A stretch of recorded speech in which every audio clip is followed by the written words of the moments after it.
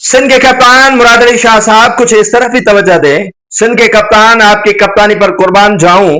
आप तो इतने कुर्बान हो रहे हैं अपने एमएनएज एमपीएस पर, लेकिन उनसे पूछ तो लें कि आप फंड कहां इस्तेमाल करते हैं। इनसे आप पूछ तो लें कि आपने कोई एक ईंट भी लगाई है, कोई सड़क भी बनाई है, कोई स्कूल भी बनाया है, और कहां फंड को झोंक दिया है, ये पता आप क्यों नहीं करते हैं। एक ऐसा किस्सा आपके सामने मैं शेयर करने जा रहा हूं जिसको सुनकर मैं तो शर्मा गया, लेकिन पता नहीं हुक्मरानों को इस पर शर्मिंदगी होगी या नहीं होगी, इस पर उनको निदामत और पशेमानी होगी या नहीं होगी। ये बात सिर्फ उन हुक्मरानों के लिए है जो सिर्फ पैसे लूटना चाहते हैं। एक ऐसी कहानी जिसको सुनेंगे तो आपके 14 तबक रोशन हो जाएंगे। और ये बात मैं एक हवा में फायर नहीं कर रहा हूं, लेकिन हकायक पर मबनी बात कर रहा हूं, और वो सबूत भी आपके सामने रखूंगा। ये बात मैं इसीलिए कर रहा हूं कि ये बड़ी फार्जरी हुई है, एक बड़ा फ्रॉड हुआ है, और एक बड़ा जो है वो सानिया रूनुमा हुआ है। एक समझ लें कि इलाके के वासियों के साथ बड़ा घिनौनी मजाक हुई है, बूंदा मजाक किया गया है। एक नहीं, दो मखसूस निशस्तों पर जीतने वाले खवातीन एमएनएस की तरफ से कराची के जो है वो निशस्तों पर मुंतखब तो नहीं हुई है, अलबत्ता मखसूस निशस्तों पर वो एमएनएस बनी है। एक का नाम है मोहतरमा शर्मिला फारूकी साहिबा, दूसरी का नाम है नाज बलोच साहिबा। नाज बलोच भी एमएनए है और शर्मिला फारूकी भी एमएनए है, लेकिन उन्होंने अपने जो कराची को पेरिस बनाने की दावा की कि कराची हमने पेरिस बना दिया है।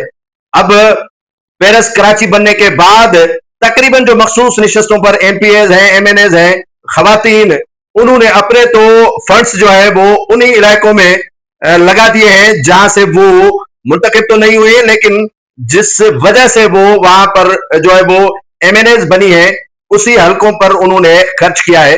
25-25 करोड़ रुपए उनको दे दिए गए हैं कि आप ये 25-25 करोड़ लें और तरक्याती काम करवाएं, और जिस हलके में आप जाती हैं या जिस इलाके से आपको मुंतखब करवाया गया है एमएनए, वहीं पर काम करवाएं। तो ये दो एमएनएज हैं, शर्मिला फारूकी और उसके साथ नाज बलोच ने अपने फंड्स जो है वो जेकबाबाद में एमएनए एजाज खान जकरानी के हवाले कर दिए। अब एजाज खान जकरानी से मेरी मोतबाना गुजारिश है कि जावेद काके पोटो से पूछ लें, और उसके साथ साथ पिंजल महर से पूछ लें, और सज्जाद जाकरानी के जो ठेके चलाते हैं उनसे पूछ लें कि आपने एक ईंट भी लगाई है, एक रुपया भी खर्च किया है, अगर किया है तो वो दिखा दे।